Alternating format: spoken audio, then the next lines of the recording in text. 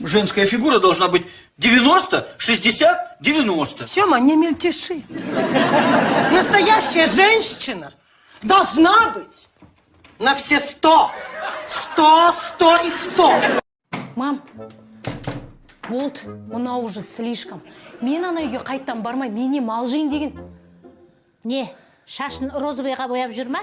Жоқ, ол маған бүгін айтады, сен 5 бала туу керексің дейді. 5 бала, мам, нереально ғой?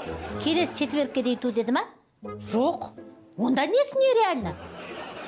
Жас бала емессіңдер, аяқ қолдарың сау, светті өшіру білесіңдер.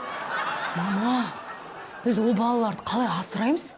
Ештеңесте жоқ. Бізде асырадық қой сендерді. Тамақтарың тоқ болды, көйлектерің көк болды, не дейсіңдер? Мен семьяда бірақ бала емеспін ба? Құдайға шүкір де, сен сияқты қайтып келе беретін қыздың екеуін туғанда мына шашын баяғыда аппақ құдай болатын еді.